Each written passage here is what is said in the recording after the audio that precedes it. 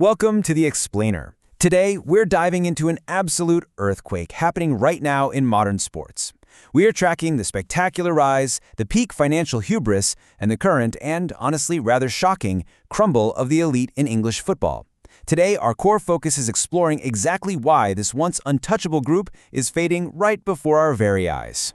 17th, just one single spot above the relegation zone. Now you might think that's the finish of a newly promoted underdog just fighting for its life, right? Nope.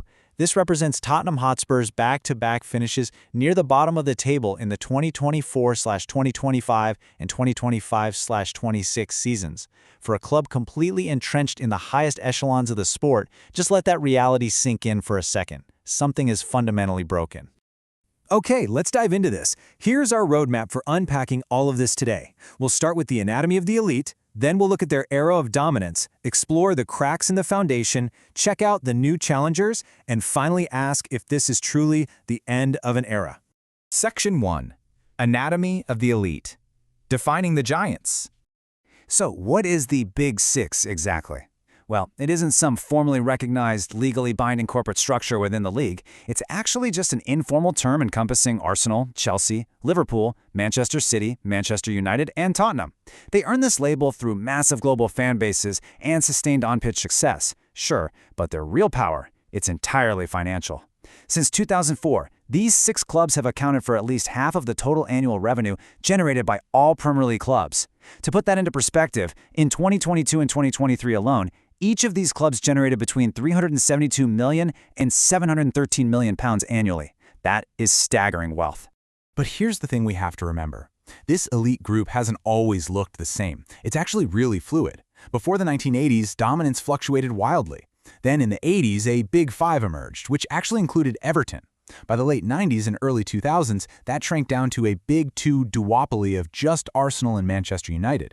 Then, Roman Abramovich buys Chelsea in 2003, Liverpool resurges, and suddenly we've got a Big Four. It literally wasn't until the 2010s, after Manchester City's Abu Dhabi takeover and Tottenham's consistent top 5 finishes under Harry Redknapp, that the Big Six as we know it was finally cemented. Keeping this historical fluidity in mind is absolutely crucial as we unpack their current decline.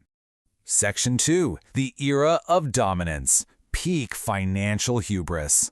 For a while there, they built a massive financial moat to protect themselves. Take 2021, for example. The average transfer spending for a Big Six club was £50.9 million. That is more than double the amount spent by any other club in the rest of the league.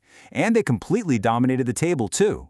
Between 2010 and 2022, Leicester City's miraculous 2016 title run was literally the only time a team outside this exclusive group even cracked the top 4.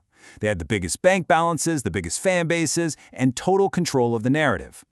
But you know how it goes. That total control led to breathtaking overreach. Step 1 was Project Big Picture back in October 2020, championed by Liverpool and Manchester United. They basically offered £250 million to lower league teams, but the massive catch was reducing the Premier League to 18 teams and giving the elite special voting rights. Naturally, it was rejected. Then came Step 2, the infamous European Super League in 2021. The Big Six tried to break away entirely into a closed competition. The backlash from fans, the government, and the FA was so fierce they had to withdraw, paying a combined £22 million fine and facing threats of a 30-point deduction if they ever tried a stunt like that again. Section 3. Cracks in the foundation. Mismanagement and decline. Okay, this is the absolute crux of why the Big Six fades. Mismanagement has deeply, deeply eroded their standing. Following Chelsea's 2022 takeover, owner Todd Boehly faced intense scrutiny for some frankly bizarre online activity, including running Twitter polls to make decisions.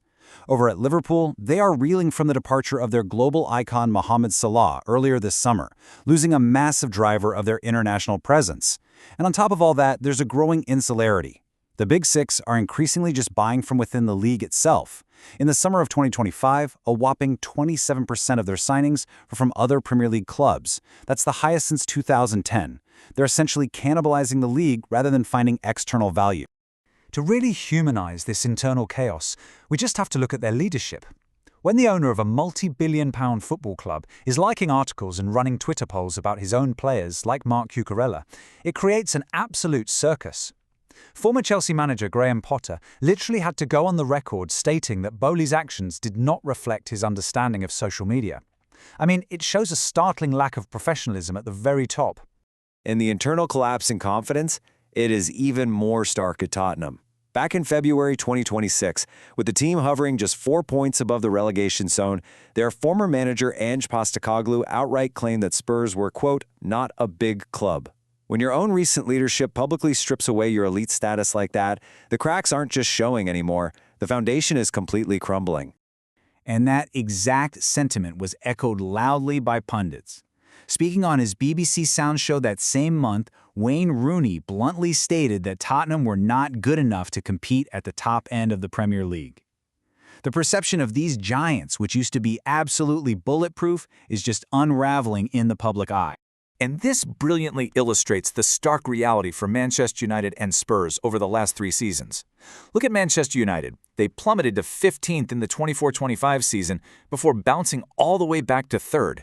That is just wild inconsistency. And then there's Spurs.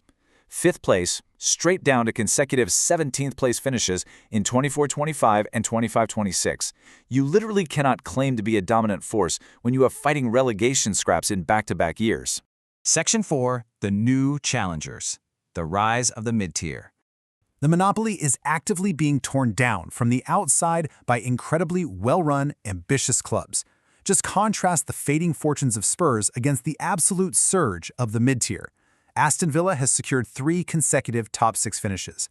Newcastle United, fueled by their 2021 Saudi Arabian-backed takeover, has grabbed 2 top 6 finishes since 2020. These clubs aren't just getting lucky, folks. They are consistently outperforming the old guard. And this isn't just media speculation anymore. In May 2025, an article published on the Premier League's own official website explicitly stated that the strength of mid-tier clubs marks the end of the Big Six era. Let that sink in. When the league itself is publishing obituaries for your elite status, you know for sure a fundamental shift has occurred. Section 5. The End of an Era. What comes next? So sports publications are furiously debating who the successors will be. Sky Sports has already started casually referring to a Big Seven to include Newcastle United. Others, like The Athletic, have floated the idea of a Big Eight, bringing in Aston Villa and even Brighton and Hove Albion, while sometimes entirely dropping Chelsea or Tottenham from the conversation based on their form. Or alternatively, we might just be seeing the total collapse of a fixed elite altogether, returning to that pre-1980s era where dominance regularly fluctuated. So as we watch the dramatic fade of the Big Six, driven by their own hubris and internal chaos, we really have to ask ourselves, is English football finally breaking free from a monopolized elite, creating a truly meritocratic league? Or is a newly minted Big Eight just a brand new velvet rope, replacing the old one to keep the rest of the sport locked out? Thanks so much for joining me on this explainer. Keep asking the tough questions.